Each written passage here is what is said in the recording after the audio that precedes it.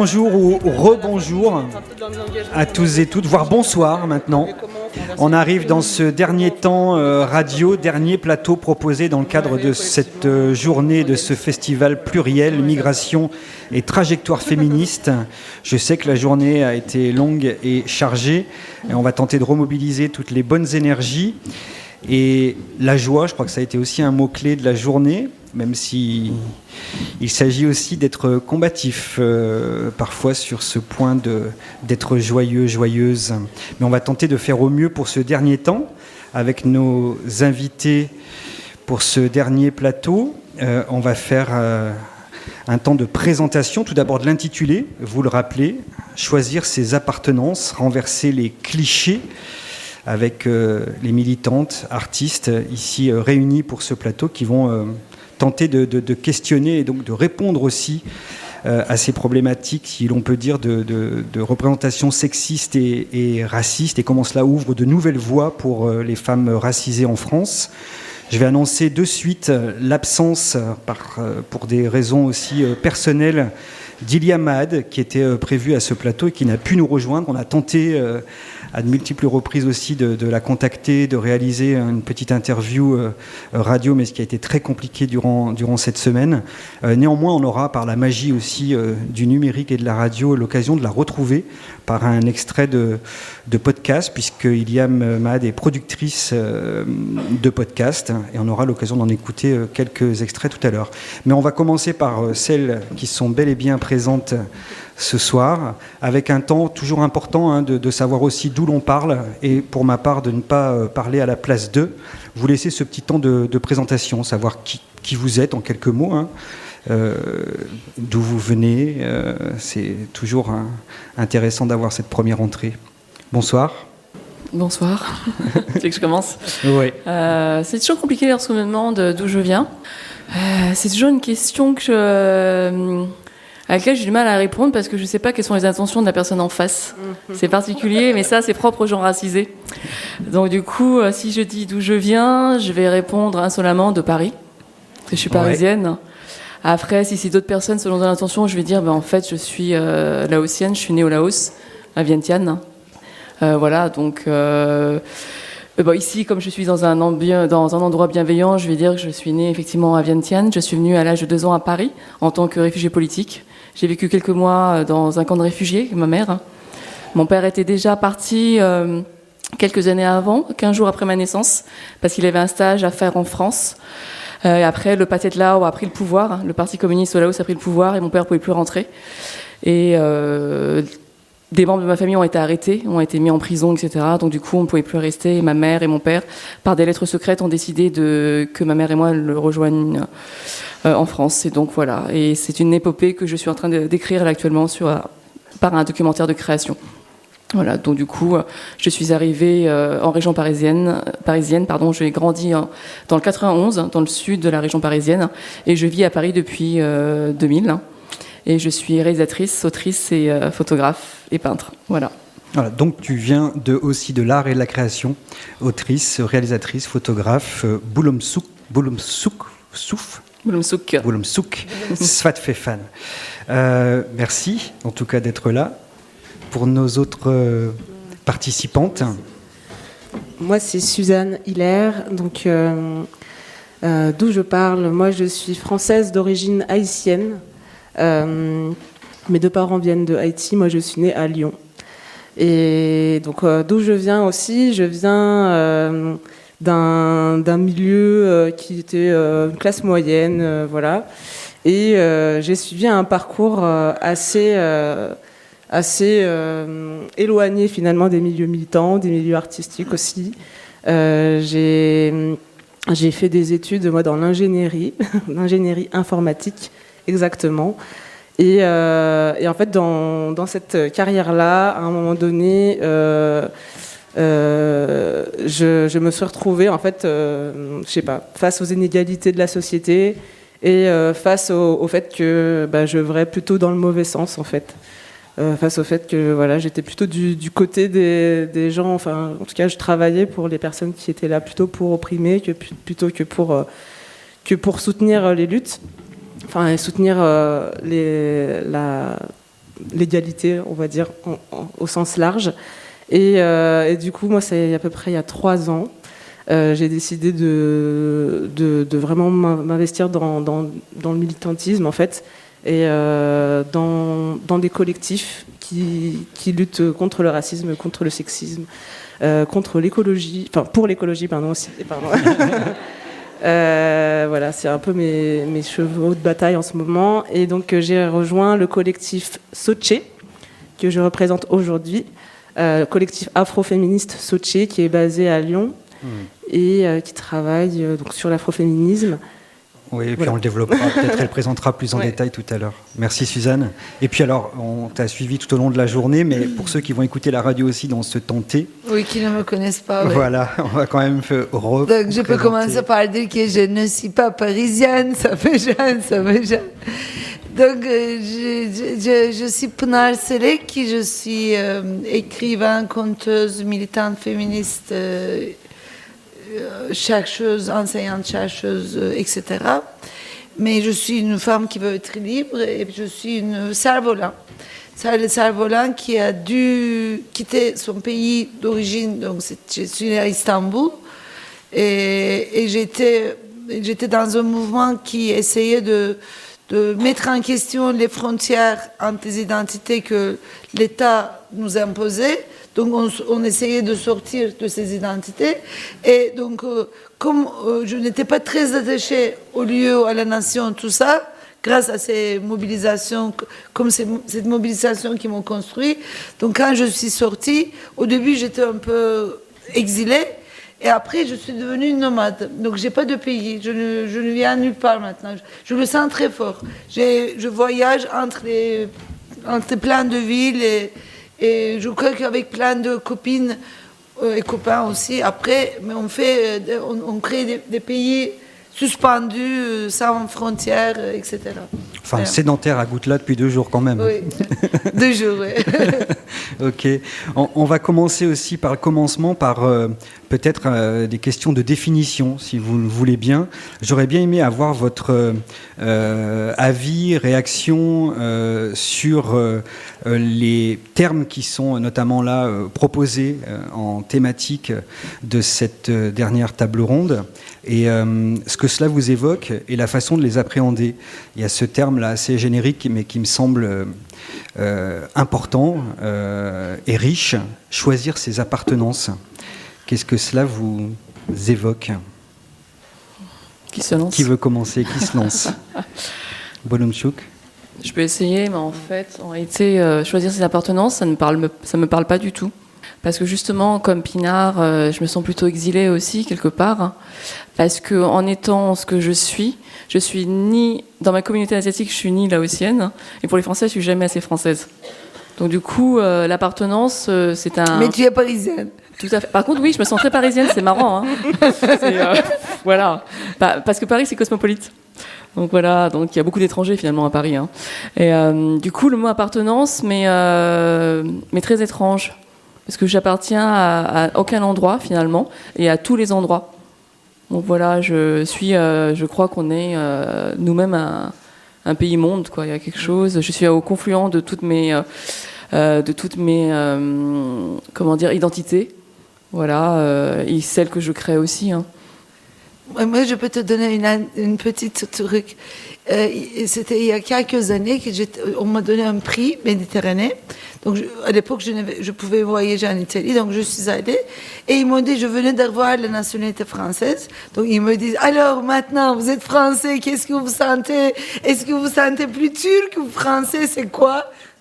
Et moi, j'ai dit, non, de rien à voir. Je suis méditerranéen.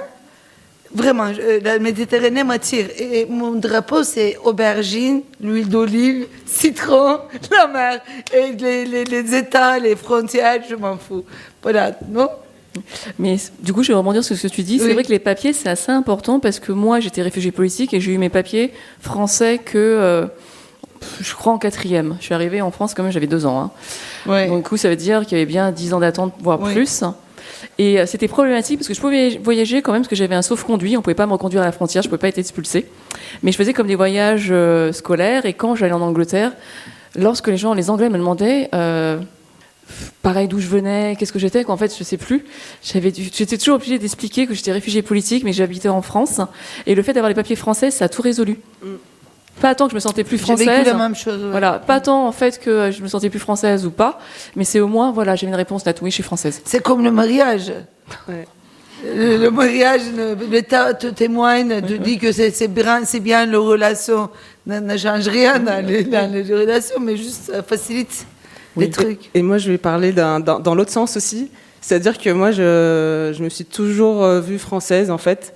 Et en fait, pour moi, ça m'a fait une différence aussi quand j'ai su qu'en fait, j'étais née haïtienne et qu'en fait, j'avais été naturalisée en même temps que mes parents à l'âge de 1 an, voilà. Ah.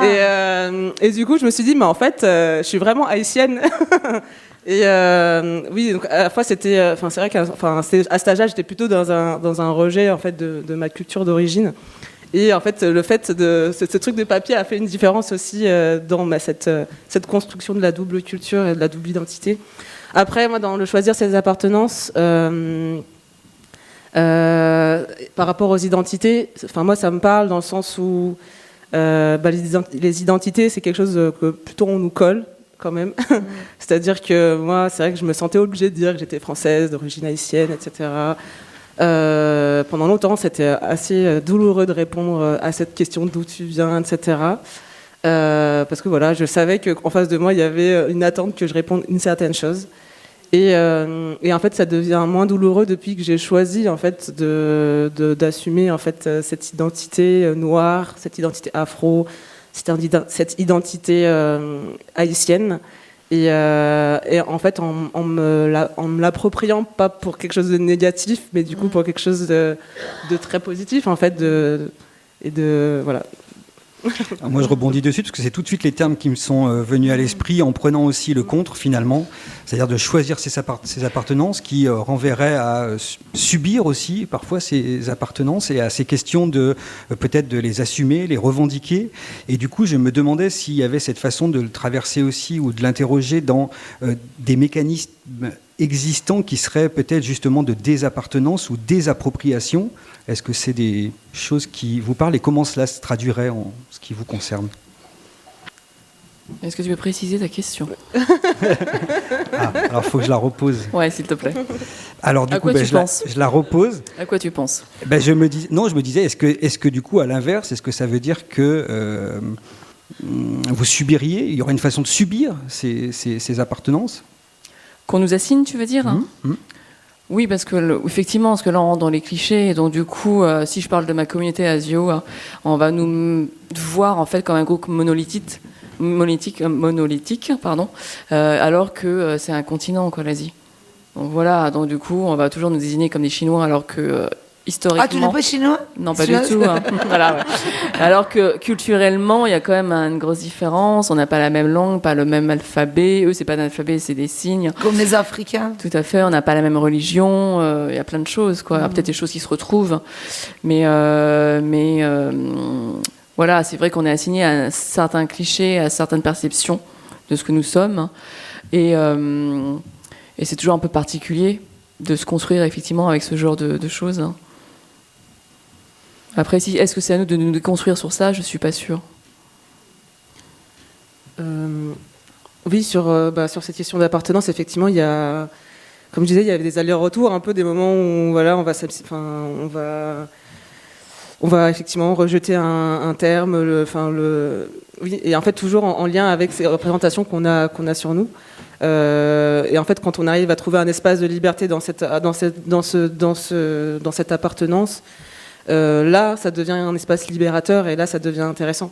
Mais effectivement, si c'est quelque chose qui nous met dans des carcans, dans des clichés, comme tu disais, là tout de suite, on va pas.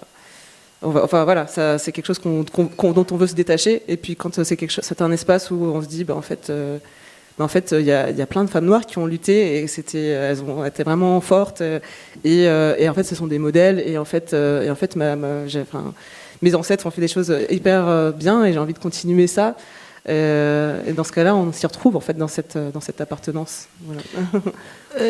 Je vais continuer là. Tu as laissé. C'est pas la question d'identité.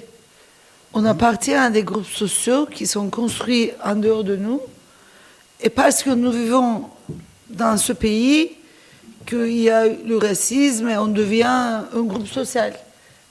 Mais sinon, avoir des cheveux blancs ou je ne sais pas, il y a mais un groupe social se définit en relation avec un autre groupe social. Donc c'est en interaction. Et donc après, tu te rends compte qu'à un moment donné, comme tu as fait, tu t'appartiens vraiment, même si tu nies. Par exemple, il y a des femmes qui disent, moi, je ne suis pas comme les autres femmes, etc. À un moment donné, je ne sais pas, elle peut vivre quelque chose comme ça.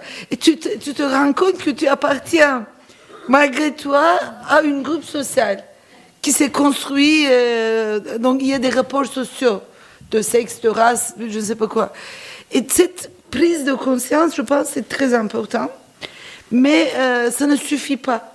Donc c'est une prise de conscience que l'on appartient à une classe. Mais après, il faut savoir aussi le déconstruire. Comment je peux dépasser, parce que c'est construit. Donc je vais avoir la conscience de matérialiste. Il y a des rapports sociaux, donc il faut lutter.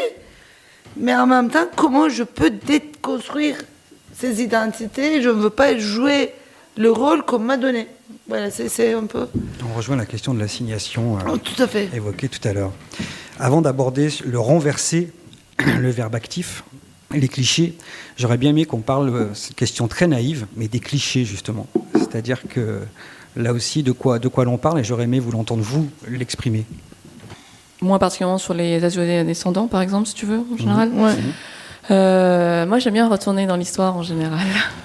Je démarre toujours par... comme j'ai travaillé un petit peu autour de la fétichisation des femmes asiatiques, et cette fétichisation prend racine dans l'histoire coloniale en fait, de la France, parce que lorsque la France est partie à partir du XVe siècle à la conquête du monde, il est revenu avec des imaginaires en fait, déjà sur les populations autochtones.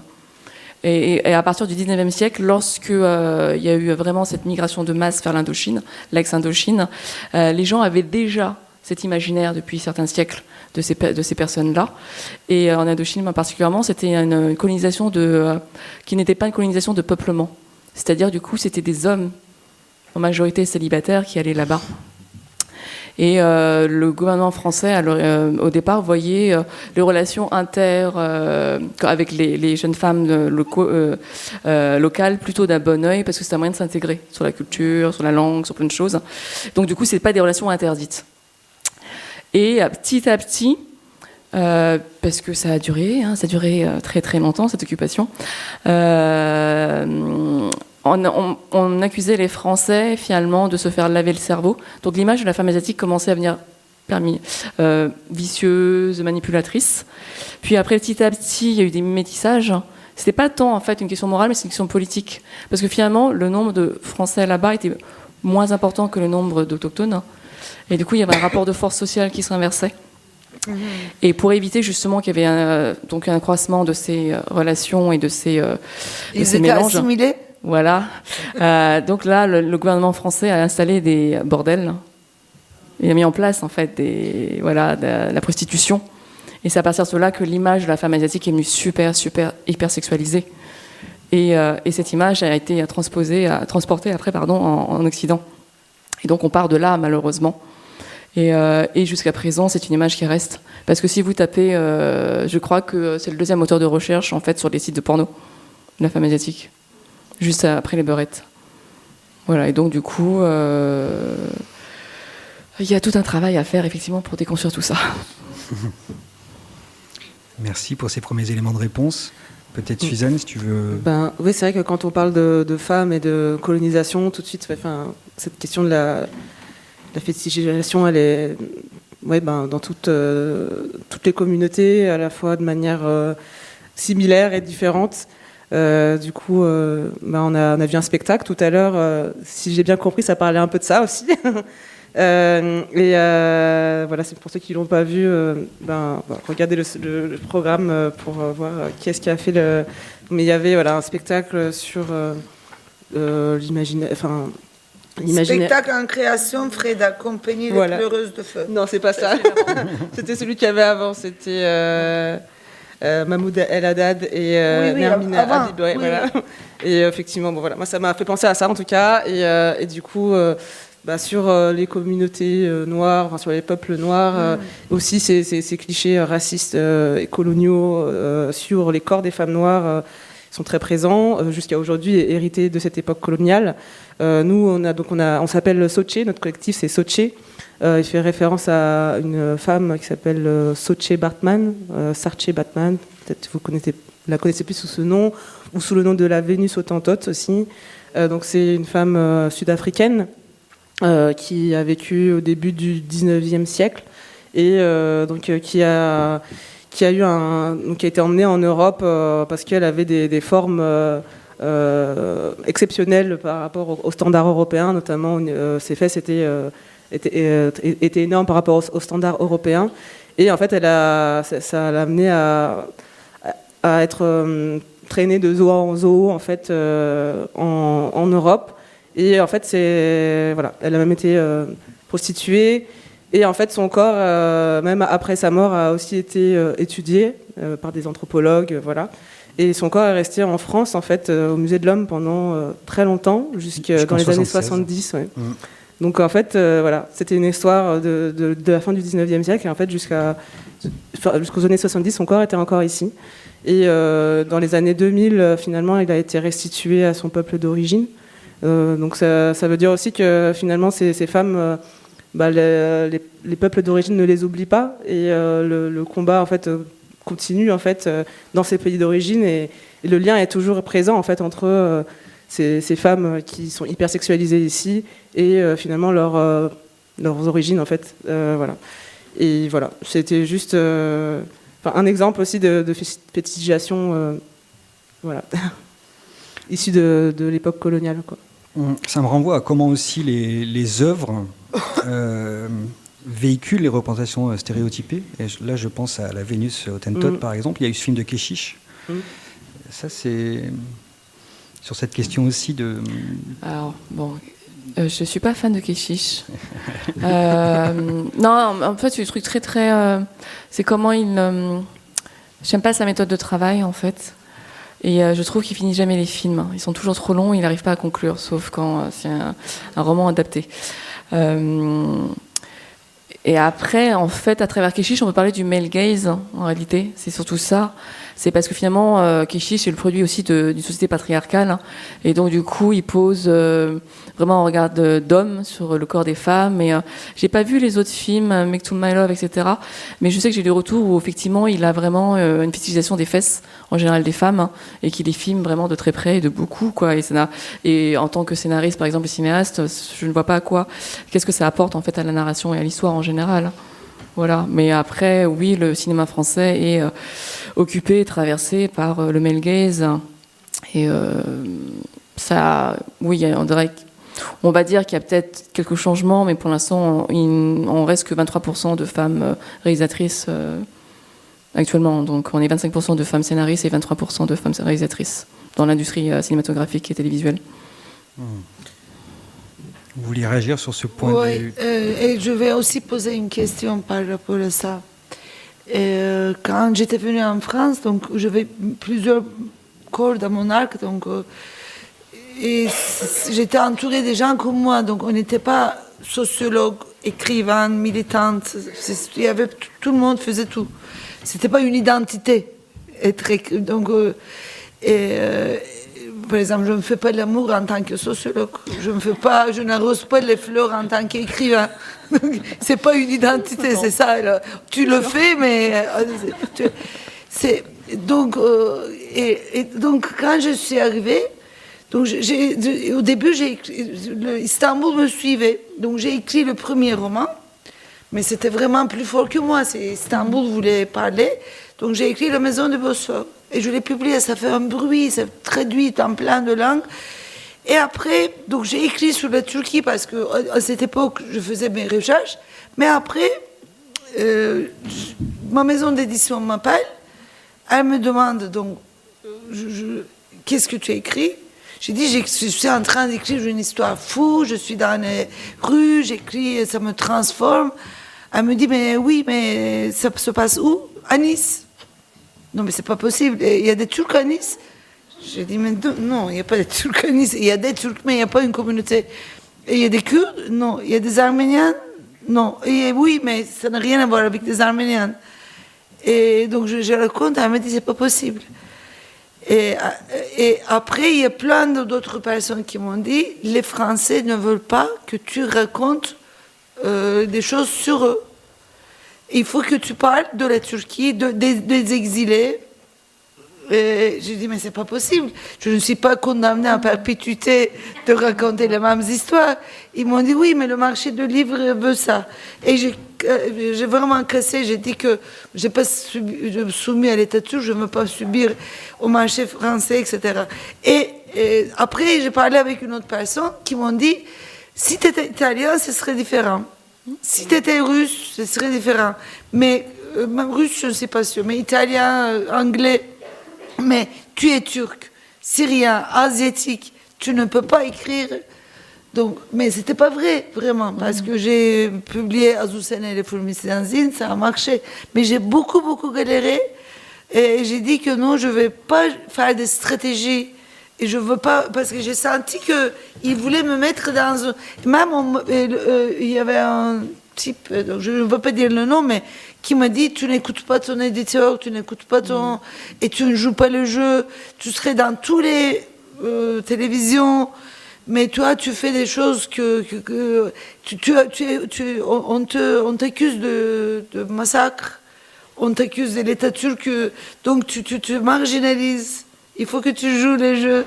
Vous ne pouvez pas imaginer les menaces que j'ai subies pour pouvoir jouer le jeu. Parce que j'ai senti que c'est dérangeant si je passe à l'autre côté. Voilà. Mais j'ai réussi, mais c'était Pour rebondir sur ce que tu dis, effectivement, donc ça rejoint en fait ta question sur les assignations. Oui. Effectivement, et ça rejoint aussi ce que disait Leila Benchakri sur l'altérité. Le problème que la France a avec son altérité, c'est qu'effectivement, les auteurs racisés sont assignés à leurs origines. Et c'est plutôt insidieux parce que c'est pas dit clairement. Hein. C'est lorsqu'on passe des commissions pour mon industrie à moi, qui est le cinéma, l'industrie cinématographique, c'est qu'on nous attend plutôt là sur des questions qui concernent nos origines.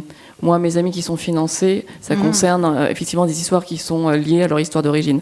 Moi, le seul film qui a été financé à l'aide à l'écriture au CNC, c'est parce que je raconte ma vie d'enfant qui a vécu dans les camps de réfugiés en tant qu'ex-réfugié du Laos, quoi. Alors que j'ai déposé plein de demandes pour d'autres sujets. Parce que moi, je fais tu faisais un film sur les gilets jaunes. Voilà. En plus, moi, je fais des films de genre, je fais du thriller, je fais des films d'horreur, je fais des trucs comme ça, parce que j'aime beaucoup le genre. Bah, j'ai jamais été financée. Mais donc, du coup, c'est ça. C'est une sorte d'assignation qui ne se dit pas. Et même pour revenir dans la littérature, j'ai des amies qui sont écrivaines.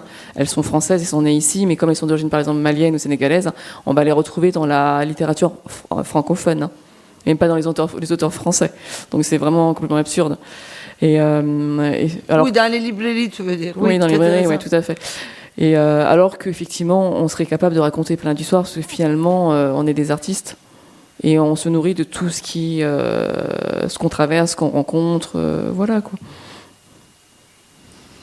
Est-ce que du coup, vous arrivez à dépasser alors à la fois ces menaces, pressions, formes de censure finalement qui s'exercent ou ne pas financer, et de quelle manière De mon côté, j'arrive à dépasser tout ça parce que finalement j'ai des alliés.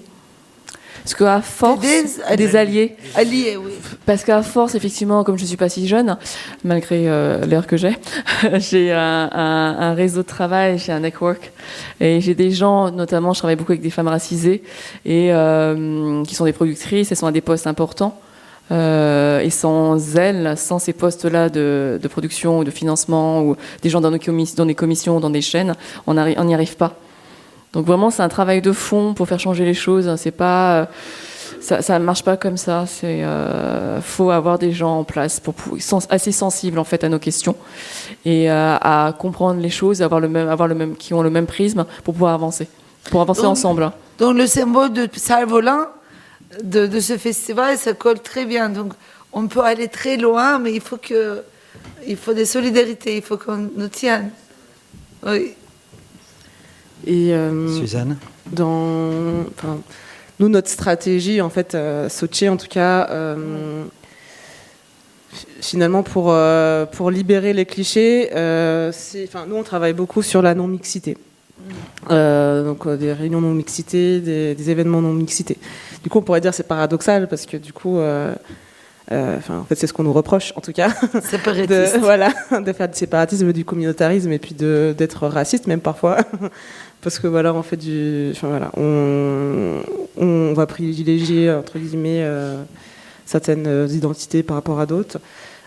Sauf qu'en fait, en réalité, c'est des espaces, dans notre contexte ici, notamment à Lyon, en France en général, où on est des minorités, voilà, des femmes racisées, des femmes noires, et en fait, pour libérer la créativité, pour libérer la parole aussi militante, on a besoin de cet espace, de solidarité, de ces espaces où on est en confiance aussi pour pouvoir créer, où on est en confiance pour pouvoir créer, et pour pouvoir dire des choses, pour pouvoir construire ensemble aussi.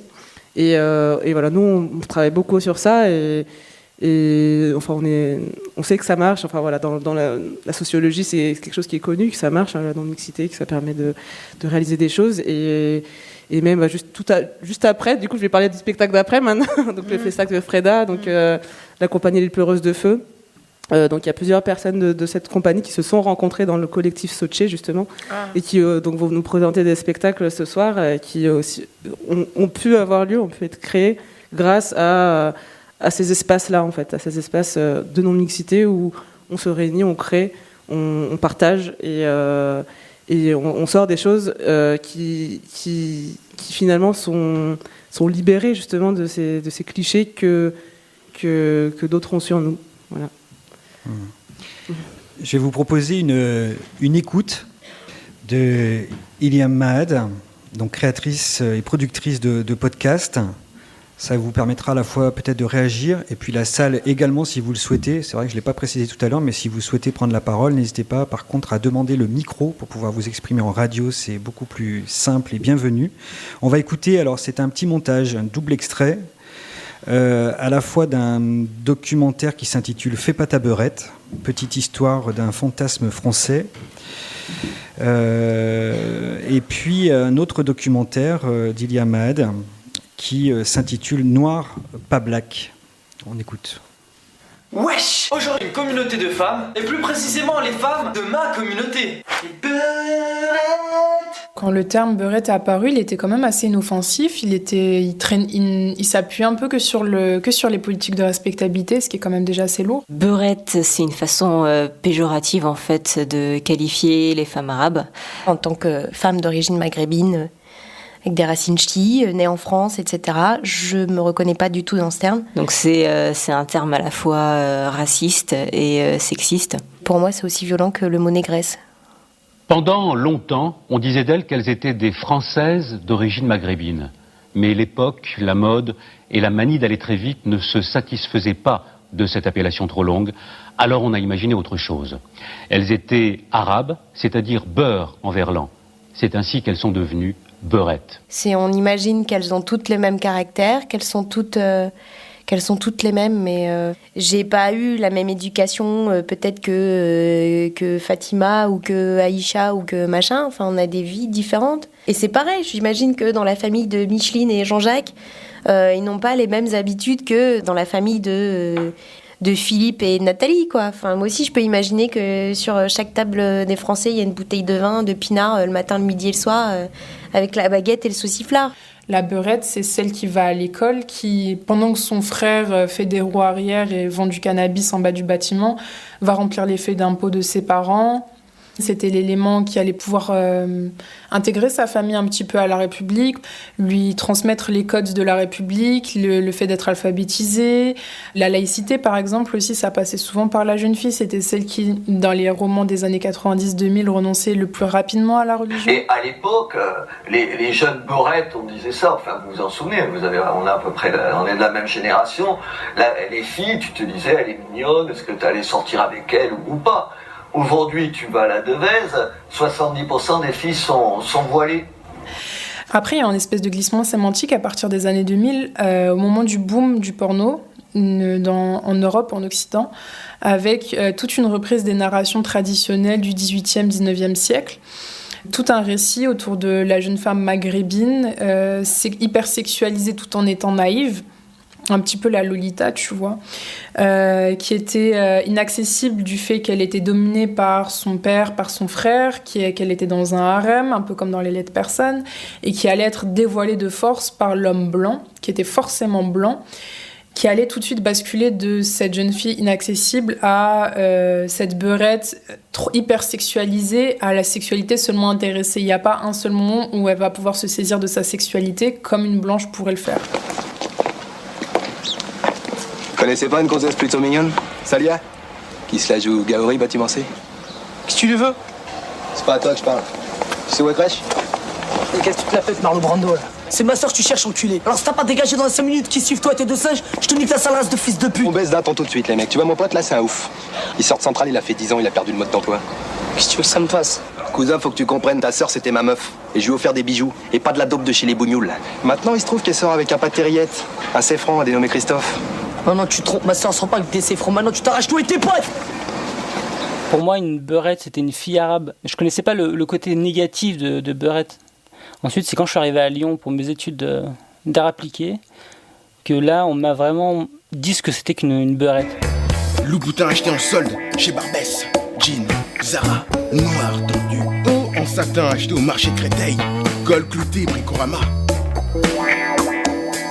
Donc c'est vraiment la caricature de la fille qui passe tout le temps en chicha, qui est tout le temps habillée plus ou moins vulgairement, qui met une tonne d'autobrodant. Surmaquillée, enfin genre orange quoi, qui aime bien se faire remarquer et qui généralement a des mœurs un peu légères. Salam alaikum les gens. Bassem Vénitieux 69200. Oui, parlons de la beurette évidemment. La beurette qui va à Marrakech grâce à son finco et Cofidis. Et dès qu'elle arrive là-bas, elle fait la Rothschild.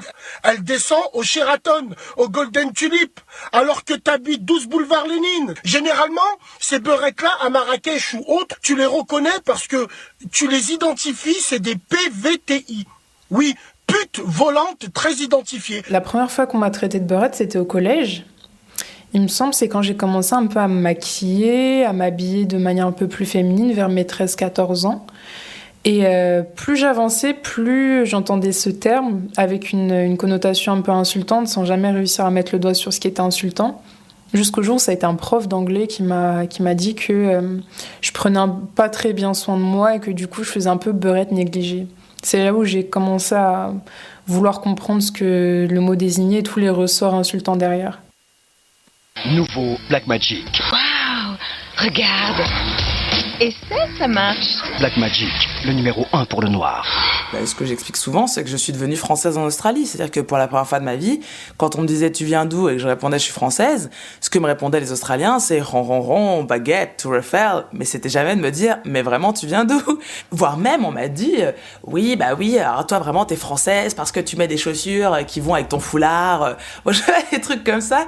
Et moi, je me disais « mais c'était la première fois qu'on me disait que j'étais un archétype de la française. » Je veux dire, il a bien fallu que j'aille en Australie pour qu'on me dise ça. Black Magic Woman. Elles sont sensuelles. Moi, je m'appelle Amandine, j'ai 30 ans et je vis à Saint-Denis, dans le 93. Black Magic Woman, les plus belles voix féminines de la dance et du disco.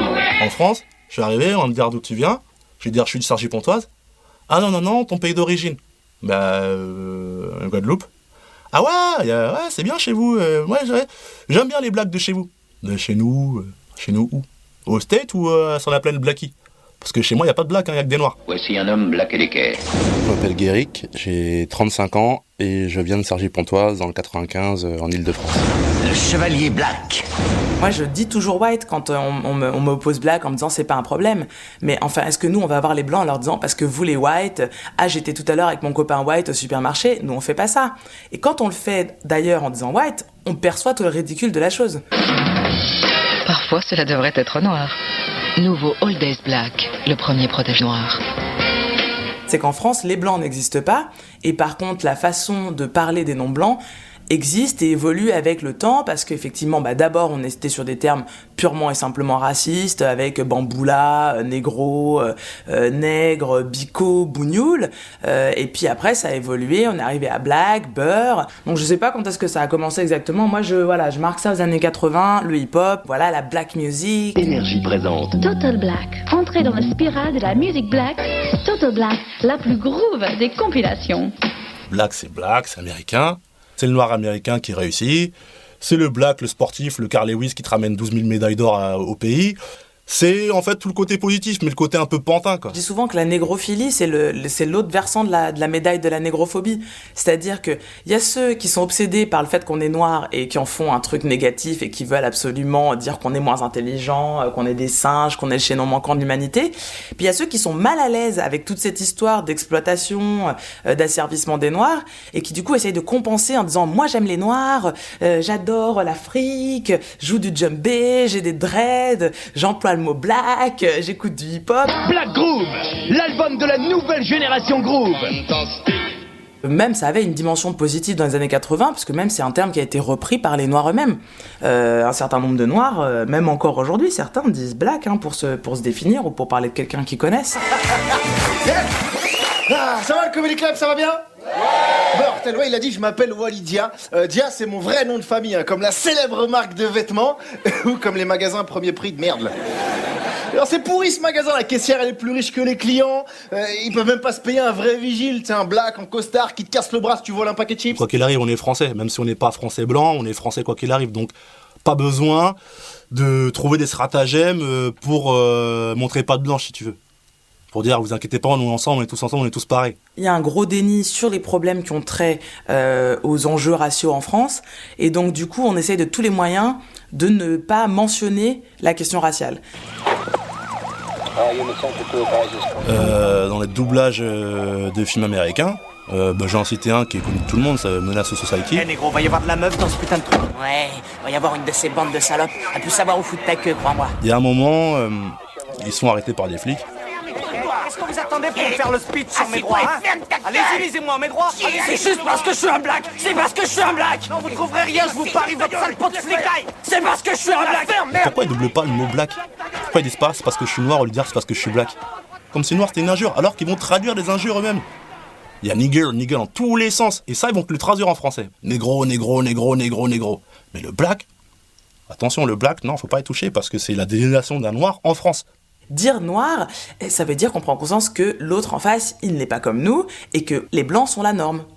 Et donc du coup, appartenir à la norme, c'est aussi être du côté du pouvoir, et d'être du côté de l'agent qui discrimine. Encore une fois, qu'on le veuille ou non, on peut être gentil et même complètement se penser non raciste, mais en fait, si on dit black, c'est qu'on a un souci avec la question raciale, c'est qu'on est mal à l'aise. Et donc si on est mal à l'aise, on doit creuser là où on est mal à l'aise. Pourquoi ça vous met mal à l'aise? Arte. Moi, je dis blanc. Radio. J'ai pas de problème. .com. Et je dis noir. Voilà pour ces extraits donc, de ces deux documentaires radio, ce qui est aussi bienvenu en radio, ça s'écoute aussi. Fais pas ta beurette, Noir pas black, donc deux documentaires qui sont facilement disponibles sur Arte Radio. Donc des beurettes, black, des mots qui cachent un véritable malaise, dénoncés ici avec humour si on le veut, en tout cas des extraits salés. J'aimerais tout de même avoir, parce que je trouve qu'il y a quand même des points assez essentiels dans ces extraits dont on a déjà parlé, fantasmes coloniaux, appartenance ethnique, répression, racisme systémique. Quelles seraient vos réactions ici? Puis j'imagine que la salle aussi a envie de réagir à ce qui vient d'être proposé en écoute. On peut laisser la salle réagir si elle a envie. Oui, directement. aussi, de suite. N'hésitez pas à demander le micro. Oui, il y a une question ici. Non, c'est juste pour continuer sur cette question de l'usage du terme black en France, et c'est même pas comme si on parlait de quelque chose qui datait d'hier et qui est largement déconstruit, bien au contraire. Parce qu'en général, quand on va dire que l'usage de ce terme est problématique et profondément raciste, il y aura souvent une réaction sur la défensive. Et très peu de remise en question. Ah mince, excuse-moi, je ne m'étais pas rendu compte de ça. Voilà. Ça va souvent être de la défensive, comme comme ça a été dit, de dire bah non, mais en fait ça veut rien dire, c'est juste, enfin voilà, c'est complètement anodin, en soi ça veut dire la même chose, c'est juste habituel, etc. C'est juste de l'anglais, il y a beaucoup d'anglicisme en français, on dit bien t-shirt, on dit bien parking, enfin vraiment on m'a dit des choses vraiment complètement absurdes.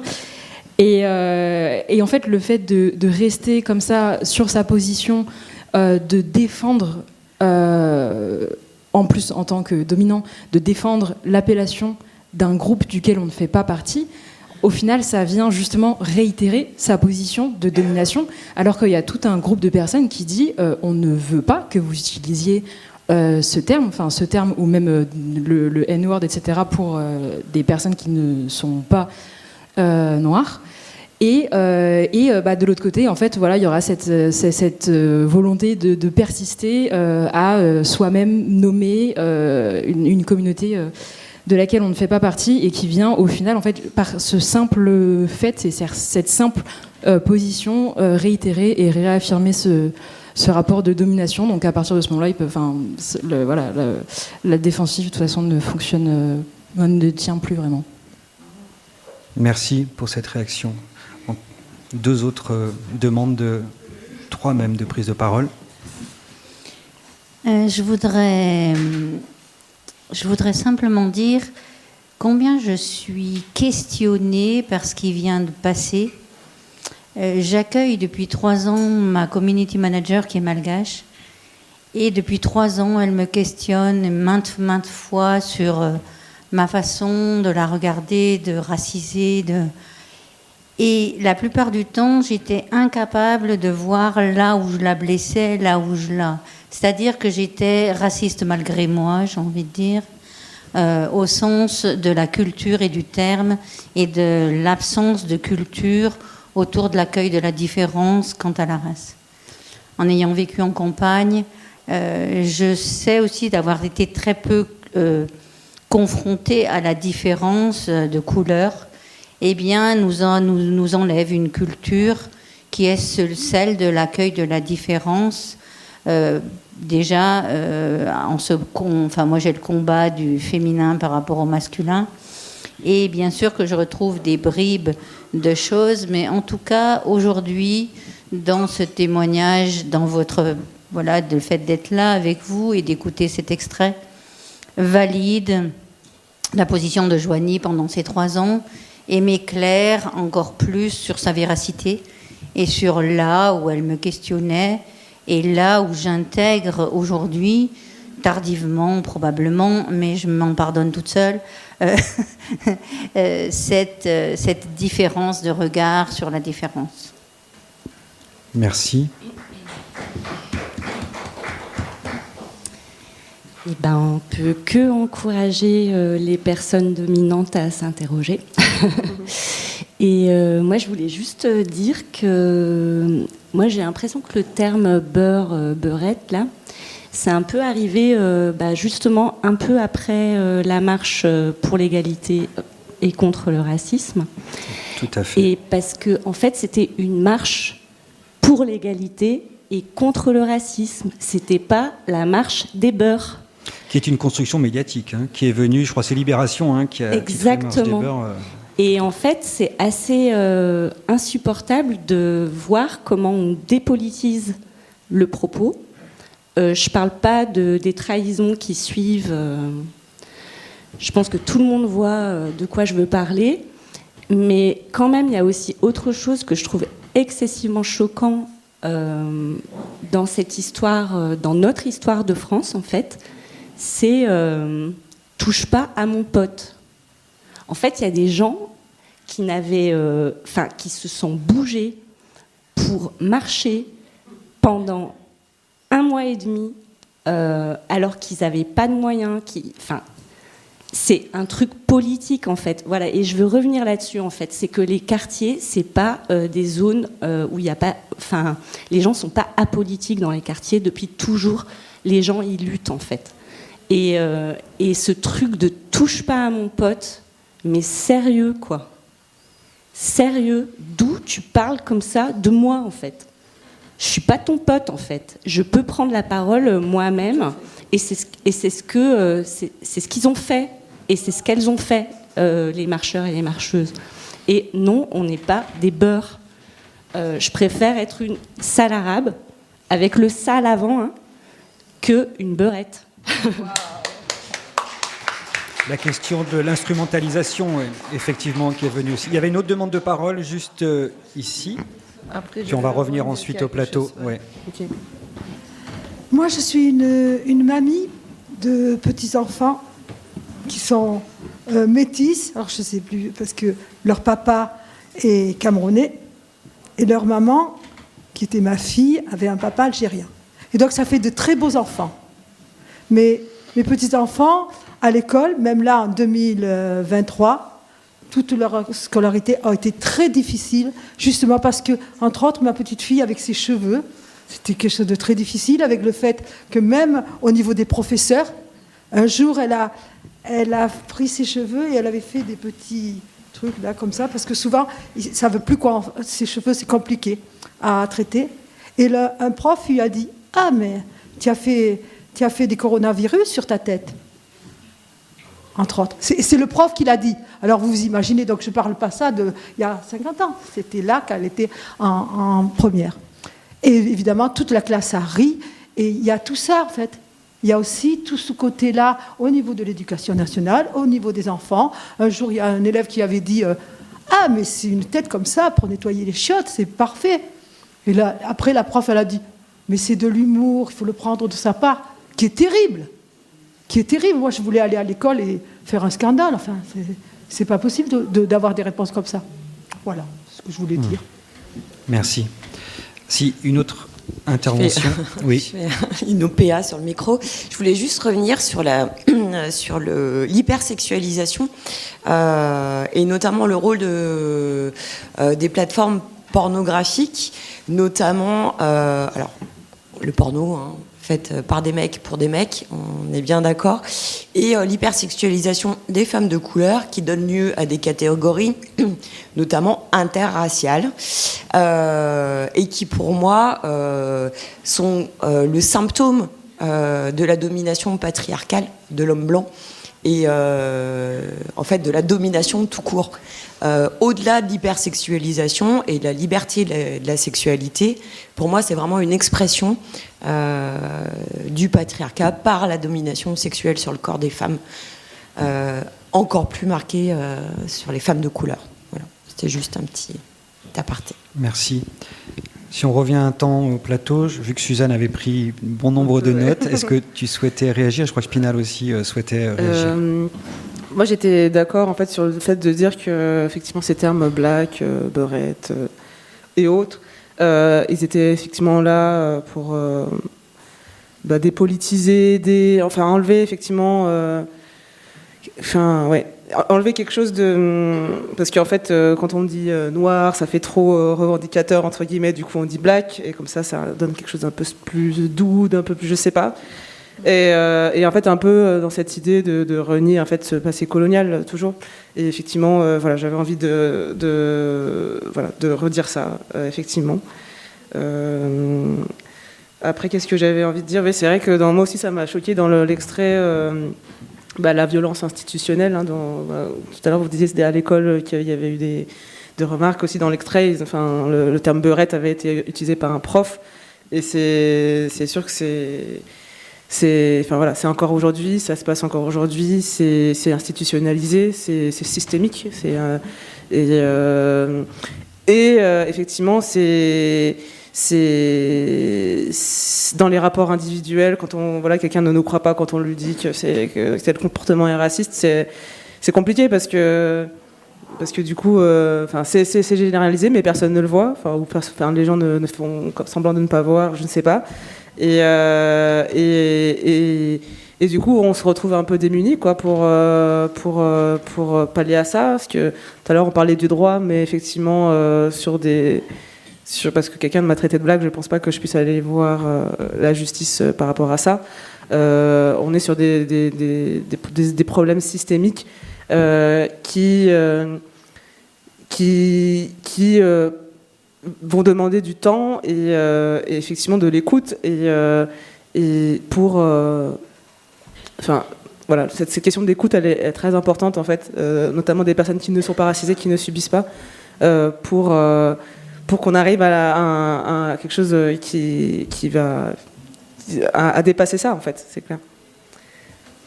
Pinal, tu avais demandé la parole aussi. Oui, je veux juste souligner qu'elle est partie, Habiba. Non, c'est caché. oui, peut-être un instant, oui. Oui, donc, mais voilà. Je veux dire, je vais réagir sur ce qu'elle a dit.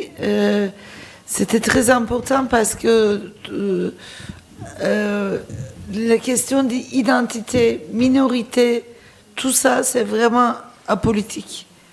Et on n'a pas d'identité. Ces identités sont construites, on appartient à des groupes sociaux, mais ce n'est pas une appartenance qu'on choisit. Ça se fait entre les interactions entre les différents groupes sociaux.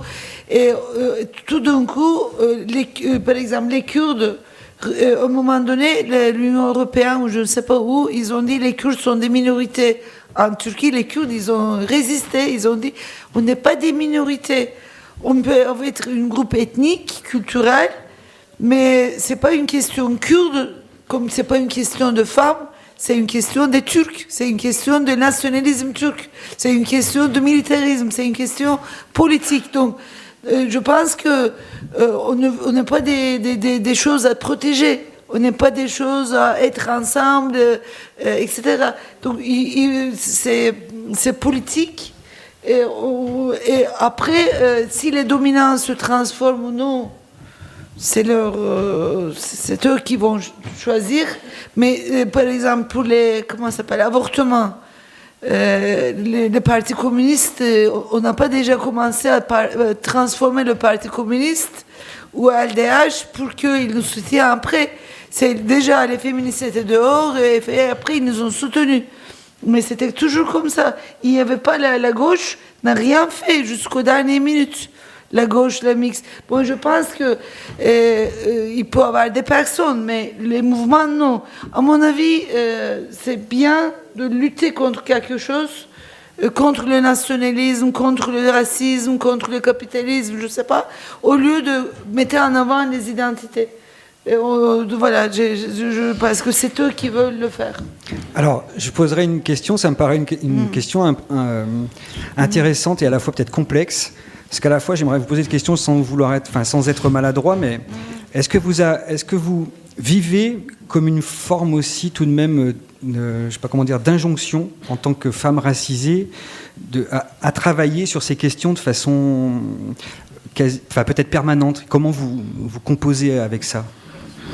Forcément, quelque part, hein, parce que du coup, je vais un petit peu intervenir sur la représentation dans les écoles. Effectivement, malheureusement, dans les livres scolaires, il y a encore des représentations de communautés racisées qui sont représentées de manière très, très, sauvage. Donc du coup, c'est des images qui restent, c'est encore très présent. Si on représente toujours le noir dans une case à moitié dévêtue, forcément, ça poursuit et c'est quelque chose qui reste figé. Si on représente l'asiatique toujours avec son chapeau pointu, avec un accent, les choses vont pas bouger non plus. Hein. Alors que ces enfants-là sont des Français comme tout le monde et que c'est très compliqué parce qu'il y a aussi une sorte de détestation de soi qui se crée. Beaucoup d'enfants métissés ou d'enfants en fait avec des origines rentrent de l'école et se disent mais c'est pas moi, et il y a donc un rejet de soi aussi. Donc c'est malheureusement ça commence très tôt et ça commence déjà dans les écoles. Donc il faudrait déjà changer tout ça. Et pour revenir sur est-ce qu'on est obligé finalement nous de se saisir de la question, pas la force des choses, on est obligé parce qu'on peut pas laisser aux autres de le faire parce que il est important finalement d'apporter nos voix et nos pluralités de voix et notre prisme sur des questions qui sont finalement universelles, parce que si on laisse les autres le faire, il y aura toujours un biais, voilà, et on sera toujours objet et pas sujet. Donc c'est important de le faire. C'est pas forcément un désir en soi parce qu'on est tous finalement des individus avec des particularités, mais quelque part, oui, on a cette mission, cette épée de Damoclès au-dessus de nous lorsqu'on est artiste, militant, de le faire. Alors que j'aimerais bien me reposer et faire autre chose, effectivement, de temps en temps. Mais après, c'est pas un déplaisir, donc ça va. Et quelque part, ça peut porter aussi. Mais si je pouvais faire les deux, ce serait bien. Oui. Comme tu es une femme et tu luttes pour l'avortement. Voilà, c'est la même chose. Je pose la même question à toutes deux. Ouais. Clairement, s'il n'y avait pas de racisme structurel, est-ce que je serais là aujourd'hui? Non. Ça, c'est assez clair. Un peu comme on disait un peu plus tôt aussi, c'est vrai qu'on aimerait arriver à ce moment où on n'aura plus besoin de l'IT, même si on pense que ce sera quand même dans très longtemps, mais on verra. Et effectivement, oui, c'est vrai que c'est un peu une obligation et en même temps parce qu'on ne voit pas. Enfin, c'est toujours ce truc de se dire si moi j'y vais pas, voilà, et parce que justement on ne voit pas, beaucoup de gens ne voient pas. Moi, au moment où j'ai basculé, j'ai changé de métier, c'est pas totalement par désamour de mon métier, mais c'est aussi parce que en fait je pouvais plus continuer d'exercer parce qu'il y avait trop d'inégalités autour de moi et ça me pesait et je voyais vraiment que j'étais actrice de ces inégalités, mais sauf que les autres ne le voyaient pas. Alors, les autres dans mes entreprises où j'étais, c'était beaucoup des hommes et beaucoup des personnes blanches. Et voilà, donc c'est moi qui le vois, donc c'est moi qui dois agir dessus, quoi. Il y a un peu ce truc-là. Pinar, si tu veux aussi peut-être réagir sur... C'est très bien dit, c'est moi qui vois et c'est moi qui agis la première fois. C'est ça qui est important, c'est créer une mission. Juste dans cette lutte, on se questionne tout le temps. On essaie de faire des convergences, on essaie de dire que est-ce que le cible c'est là ou là, qu'est-ce qu'on doit changer. Donc tu portes une lutte avec les autres, mais tu le modifies. Tu le modifies, dans la lutte, tu essaies d'aller plus loin pour vraiment changer les choses. Donc ça, d'abord, par exemple, les ouvriers dans le 19e siècle, ils ont cassé les machines, après ils ont créé les syndicats. Au début, les femmes, ils ont dit, voilà, comme ça, après ils ont trouvé... Donc ça évolue. On crée des liens, on crée des convergences, voilà. Oui, convergence, oui, lutte, oui, mais sur cette question de sortir de sa communauté et se saisir de sujets plus universels, est-ce que c'est... Et moi, je raconte ça dans mes articles sur le mouvement en Turquie. Donc, j'ai raconté le matin en parlant avec Antoine, et c'était quand il y a un fascisme, une répression terrible, tu es obligé de faire des convergences. Alors, je ne parle pas de convergence. Attends. Quand il y a des convergences, mais ça dure 3 ans, 4 ans, 5 ans, 10 ans, 20 ans, 50 ans, ça crée une énorme chose. Ça crée des voyages, des expériences, voyages des idées, etc. Les concepts voyagent, les expériences voyagent, et tous les groupes se transforment. Le mouvement kurde, il devient féministe, les féministes, ils parlent de le génocide arménien, et les Arméniens qui sont là-bas, et tout d'un coup, on devient des personnes, des multi-engagements. Il y a de plus en plus des militants en Turquie, par exemple, qui ont des multi-engagements, qui ne sont pas juste... On n'est pas des identités, on n'est pas des communautés. On est dans les mouvements sociaux et qui ont des luttes politiques, comme elle avait dit, elle est partie. Mais on voulait pour la démocratie, contre le patriarcat, contre le racisme. Donc, voilà, ce que je veux dire... on peut se transformer de cette manière-là. Et moi, je suis d'accord aussi parce que, moi, plus je m'engage dans les milieux antiracistes décoloniaux, et plus je me rends compte qu'on porte vraiment un projet de construction d'un nouveau monde, en fait, et qui touche pas que les personnes racisées, que les personnes, ça touche tout, en fait. En fait, en travaillant sur ces sujets, on travaille sur tout. Moi, du coup, je me suis rendu compte que je travaillais sur le téléphone portable, moi qui étais en train de m'éloigner de mon métier d'ingénieur informatique. Finalement, en fait, je me suis rendu compte que dans mon téléphone portable, il y avait des minerais qui venaient du Congo, et que ces minerais, pour extraire ces minerais, il y a de l'exploitation des femmes derrière. Voilà. Donc, en fait, en travaillant sur ces sujets, je ne travaille pas que pour les personnes racisées, je travaille pour tout le monde, en fait. Voilà. Et sur la convergence, justement, comment ça pourrait se traduire dans vos activités propres, sur peut-être l'ouverture ou l'engagement auprès d'autres organisations issues d'autres collectifs féministes ou féministes noires, pour exemple. Je crois qu'il y avait un projet pour exemple, pour swatcher de cartographie. Oui, effectivement. Transnationale. Oui, donc c'est vrai que nous, on travaille beaucoup. En fait, on se sait deux minorités ici en France, mais en fait, on sait que dans le monde, on n'est pas une minorité. Et un de nos gros travaux, c'est justement de créer ces solidarités transnationales pour, en fait, justement, sur ces questions afroféministes. Et en se disant qu'en fait, c'est aussi en se connectant avec d'autres groupes en fait internationaux, donc que ce soit aux États-Unis, au Brésil, en Europe. Il y a beaucoup de groupes afroféministes en Europe. Enfin, d'ailleurs, l'afroféminisme, en fait, c'est le terme qu'on utilise en Europe pour le féminisme noir. Et en fait, ils ont d'autres noms ailleurs. En Afrique aussi, notamment, je sais qu'il y a une collègue qui a été au Sénégal récemment, justement, pour rencontrer d'autres groupes. Et en fait, en sortant de nos frontières, effectivement, on se rend compte qu'on n'est plus une minorité, on fait monde en réalité. Et voilà. Le problème, c'est pas nous. Non, mais oui, voilà, c'est ça. Enfin, oui. Ok, merci. Bonumsouk. Moi, dans mon domaine, je l'ai toujours un peu instillé comme ça, dans les scénarios que j'écris pour la télé, pour le cinéma. C'est naturellement, je mets toujours des personnages racisés. Je justifie pas. Je n'ai pas besoin de justifier. Les producteurs TV sont plutôt cool, souvent ils me demandent pas. Même si j'ai une anecdote sur un polar que j'ai écrit, c'est pour une série qui s'appelle Dos au mur. Donc j'avais décidé que ça soit un trio. J'ai tué le blanc dès le début de l'histoire. Il restait 2 femmes, une femme d'origine maghrébine, une femme asiatique. C'est une sorte de trio un peu infernal. Et donc la jeune fille asiatique se retrouve en garde à vue. Et je voulais absolument qu'elle vienne issue en fait d'une famille plutôt aisée et que son père est Félix, donc Polytechnique, et que ce soit un capitaine d'entreprise.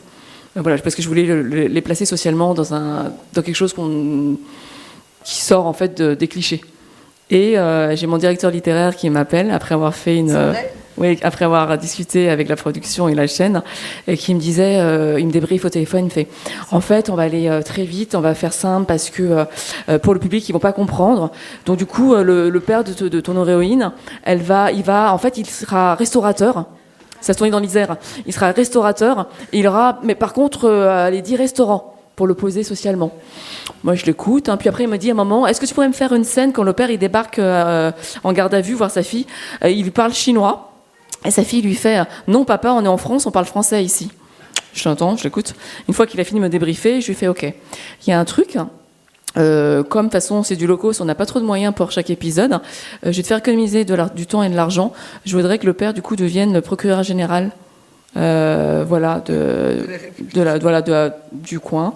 Comme ça, il pourra aider sa fille. » Donc du coup, moi, ça me permettait d'avoir un certain niveau social que je voulais imposer. Et par contre, je suis d'origine asiatique, laotienne, et je ne parlerai jamais comme ça à mon père. Donc ce n'est pas réaliste. Et je connais personne qui a des origines qui parlerait comme ça à leurs parents en disant non, papa, on est en France, on parle français. Moi, naturellement, je parle laotien avec mes parents. Donc voilà, donc c'est impossible, c'est pas du tout véridique. Par contre, si tu veux, parce qu'il m'avait déjà demandé avant, il voulait une sorte de chinoiserie dans la série du genre le phénix s'élève à l'ouest, je sais pas quoi. Je te le fais si tu veux pour te faire plaisir, pour compenser. Bien sûr, je l'ai pas écrit. Voilà. Et donc le scénario était tourné comme ça. Donc du coup, moi, dans mon travail au quotidien, je le fais naturellement. Même notre petite anecdote drôle pour mon premier long métrage que j'ai fait en mode guérilla, comme une grande. C'était très dur. J'ai une scène de restaurant. Ma première assistante réelle, à un moment, me regarde et me dit « T'as pas un seul blanc dans tes figurants ?» Je fais « Merde, j'avais pas vu. » Parce que naturellement, c'était des gens qui venaient, ils n'étaient pas payés, c'était mes potes, voilà quoi. Mais donc là, c'est des petites luttes comme ça. Effectivement, je pose des choses où je donne des rôles socialement assez importants aux personnages. Donc ça va être un prof d'université ou de lycée qui sera racisé, une femme notamment, voilà, pour que l'imaginaire change. Voilà, que les imaginaires bougent et changent. Donc là, comme les médias ont comme une grosse responsabilité sur les représentations, donc j'essaye d'instiller des petites choses comme ça. Et au niveau collectif, moi j'ai commencé finalement, moi je dis souvent que je suis née féministe et antiraciste. J'ai démarré comme mes sœurs de lutte sont plutôt afro-féministes à l'origine. parce que c'est le groupe le plus constitué, qui a commencé ici en France. L'Asio Militantis est assez récent. Ça fait une dizaine d'années seulement, mais c'est des jeunes filles super extraordinaires, qui sont autour de la trentaine et qui en veulent et qui font vraiment bouger les choses. Et donc du coup, moi, je louvoie entre plusieurs groupes. Et là, en fait, le but plutôt de mes collectifs artistiques, c'est peut-être de sortir des institutions pour éviter d'être instrumentalisés. Pour pas qu'on nous instrumentalise sur nos récits et sur nos histoires et qu'on nous donne juste des cacahuètes. Voilà, donc du coup, c'est plutôt ça, notre but à nous, c'est d'avoir nos lieux à nous pour pouvoir avoir nos curateurs, nos artistes, Et tu parles des initiatives des jeunes filles asiatiques, là par exemple, pour justement casser un peu ces représentations. Ça se traduit de quelle manière? Alors, parce que c'est pas forcément chose très visible justement. En fait, il faut te connecter sur les réseaux sociaux la plupart du temps. Moi, j'ai fait partie par exemple d'une initiative artistique qui s'appelle Slash Égienne. Avant, c'était un compte qui s'appelait Soharazi, et là, c'est devenu Slash Égienne. Slash Égienne. Et je fais partie des 8 photographes femmes d'origine asiatique qui a participé à ce projet. On a photographié sur un week-end plus de 150 femmes asiatiques, d'origine asiatique et de minorité de genre, donc il y a aussi des transsexuels, etc. Pour montrer la pluralité en fait des identités asiatiques. Il y a un documentaire en fait qui a été fait aussi, et on sillonne la France et un peu l'étranger avec ce projet-là. C'est une exposition photo et aussi un documentaire autour de ces questions-là, et qui parle de féminisme, de racisme, et qui a pas mal d'impact, qui marche plutôt bien. À côté, il y a aussi des médias comme Badmi Podcast, qui marche pas mal aussi, qui tourne autour de ces questions aussi, finalement assez universaliste quelque part, mais qui interroge les personnes issues en fait, des communautés asiatiques. Il y a le pendant, c'est aussi Asidentité. Non, Asidentité, pardon, c'est le projet photo. Asititude, qui est un autre podcast, pareil, qui interroge aussi ces questions-là et qui invite principalement aussi des personnes d'origine asiatique. Il y a Koi Magazine qui a commencé aussi à travailler sur les cultures asiatiques. Qui était un magazine papier à l'origine, mais qui est venu sur le numérique parce qu'après le confinement, le papier est venu vraiment trop cher. Qui est venu aussi une communauté. Moi, je suis d'ailleurs une Koi Woman. Du coup, on a créé une communauté de femmes influentes, pour un peu peser sur la société. Il y a beaucoup d'initiatives, mais il faut vraiment, être plutôt sur les réseaux sociaux. Il y a aussi un collectif queer de constellation, asio-militant aussi, qui existe. Mais après, c'est peut-être très parisien aussi. Voilà, tout simplement. D'accord. Et presque pour terminer, pour revenir aussi sur ton actualité, je crois que cette année, tu as réalisé un film, il me semble, avec Aïssa Maïga, Nos féministes. Oui. C'est ton dernier projet, d'autres en cours? Oui, en fait, c'est quelle année? Non, c'était en 2022. 2023, j'ai vu. Mais... Non, attends. Cannes, c'était quel Cannes? Non, j'ai fait Cannes en 2022. Oui, en fait, c'est un projet qui s'appelle Nos féministes. En vérité, j'ai gagné un appel d'offres pour écrire pour Aïssa Maïga. Elle était venue avec une idée, et donc on a rassemblé nos idées. Et effectivement, on a fait un projet qui s'appelle Nos féministes. C'est un petit court-métrage qui est produit par les talents Adami Cannes Cinéma. Je ne sais plus dans quel sens c'est. Et DACP, qui est une société de production qui est fondée par Laurence Lascari, qui est donc une femme aussi noire, racisée, antillaise, que je connais très bien aussi, qui est une amie. C'était la première fois, en fait, dans ce projet-là, parce que ça fait 20 ans que la DAMI a un partenariat avec le Festival de Cannes, qui décide de prendre des scénaristes professionnels pour écrire les scénarios. Et effectivement, on a fait une projection. La première projection a été au Festival de Cannes l'année dernière. Et c'est un projet qui a beaucoup voyagé dans tous les festivals en France, et qui a été pendant 1 an diffusé sur France Télévisions. Voilà, jusqu'à... Je crois cet été, c'était encore sur France Télévisions. Et après, c'est pas un projet personnel, parce que c'était un appel d'offres que j'ai emporté. On l'avait proposé et je l'ai emporté, donc je suis très contente. Moi, en projet personnel, actuellement, j'ai donc ce documentaire de création. Moi, j'ai fait de la fiction à l'origine. Je suis vraiment réalisatrice de fiction. Je fais très très peu de documentaires. Mais là, c'était quelque chose d'assez essentiel pour moi, parce que je pars à la quête de ma mémoire absente d'enfants qui ont vécu dans les camps de réfugiés. C'est une histoire que je porte depuis mon adolescence, depuis le collège. Quelque chose qui s'est beaucoup transformé. Et il y a 3 ans, après le déconfinement, à force de discuter avec mes amis d'origine asiatique, j'ai une amie en fait qui est réalisatrice qui m'a fait comprendre que ma mère m'avait sauvé la vie parce qu'elle m'a allaitée jusqu'à mes plus de 2 ans. Et en fait, j'avais complètement oublié que ma mère avait dit qu'elle avait perdu 15 kilos dans les camps de réfugiés. C'est qu'en fait, c'était le seul moyen qu'elle avait de me nourrir. Hein. Et du coup, là, j'ai eu une épiphanie en me disant, mais effectivement, on parle jamais d'enfants dans les camps de réfugiés. On voit toujours le migrant, l'homme qui vient voler le travail des autres. Après, le rassemblement familial avec des femmes, avec plein d'enfants. Et en fait, on pense jamais qu'il y a des enfants qui sont aussi migrants. Les réfugiés politiques. Donc du coup, c'est parti de là. Je suis produite par La Vague Film et on espère tourner en 2024. Et à côté, j'ai d'autres projets, dont une série, une road-com, une série romantique. Donc je ne fais pas, pourtant je fais pas de série romantique, mais là justement qui parle d'histoire d'amour, mais au travers du prisme de gens racisés. C'est un anti-Emily in Paris, donc ce sera en Paris, et donc c'est pour faire connaître nos quartiers à nous, à Paris, qui sont les quartiers populaires, où il y a beaucoup de mixité sociale et mixité, je dirais, d'origine, et avec des personnages, des héros et des héroïnes quasiment non blanches, quoi, majorité non blanche, pour dire que nous aussi on existe, nous aussi on tombe amoureux, nous aussi on a des peines de cœur, nous aussi nous sommes humains. Donc voilà, et donc là ils sont en cours. Merci. Et puis... Peut-être qu'on peut terminer un peu par ces points-là d'actualité, par exemple, pour Soche, travail d'éducation populaire que vous menez de façon un peu permanente, et puis, mais aussi l'organisation d'événements plus festifs, culturels. Est-ce qu'il y a Alors, il n'y a pas d'actualité en ce moment, malheureusement, mais effectivement, donc, nos actions, c'est...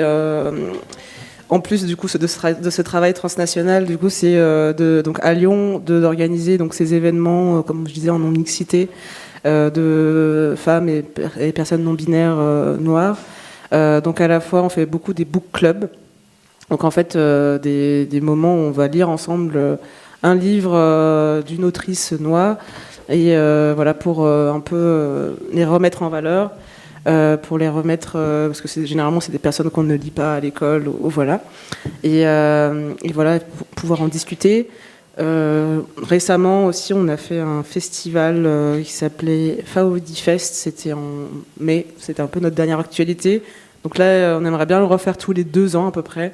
Où, pareil, on met en valeur les artistes ou les militantes noires françaises. Et donc là, on avait invité Case Rebelle. Donc c'est un collectif qui est à Nantes, qui est basé à Nantes. On avait invité Sylvia Serbin, qui est une historienne sur l'Afrique. On avait invité d'autres personnes. Là, je suis en train d'oublier les noms. Oui. Voilà.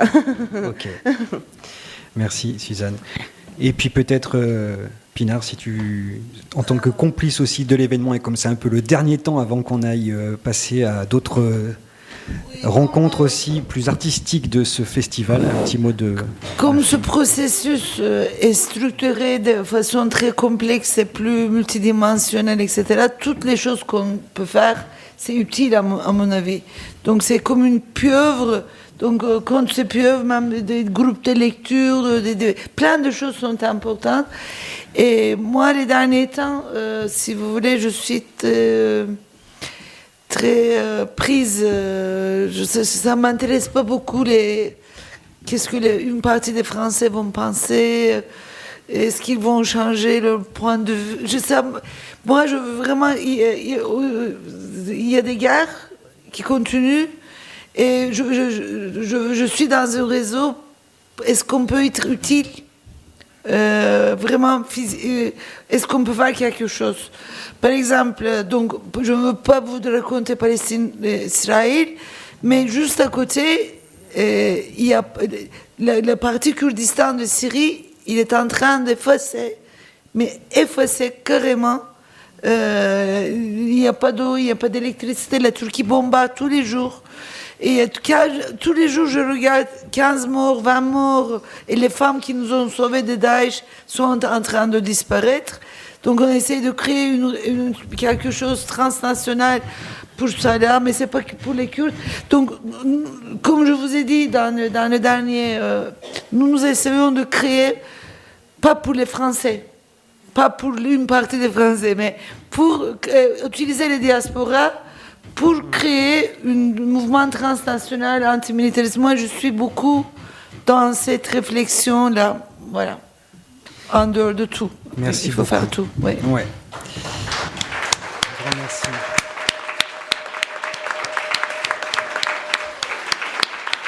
Je crois qu'on arrive à la fin de ces rencontres de cette journée. Je ne sais pas s'il nous reste un petit peu de temps et s'il y a des envies d'intervention ou non, mais il y a 5 minutes, donc s'il y a des envies, on peut prendre quelques interventions. Moi, je veux vous demander quelque chose. Si parmi vous, quelqu'un qui peut prendre la parole pour finir cette journée, qu'est-ce qu'on peut dire? J'ai réfléchi, je n'arrive pas à trouver. Qu'est-ce qu'on peut dire pour finir? Parce qu'après, il y aurait le concert, les performances, etc. Donc, le débat se termine là. Est-ce qu'on peut se donner, je ne sais pas, qu'est-ce qu'on peut dire? Un mot pour résumer toute la journée ou pour... Femme, vie, liberté, non? Oui, aussi. Aussi. Oui. On ne se sent pas seul dans nos luttes. Et voilà. Donc, merci à Goutla d'organiser de tels colloques qui nous permettent à tous de se connaître, de se rencontrer et de faire des convergences. Et merci. Ça suffit, non? Merci beaucoup.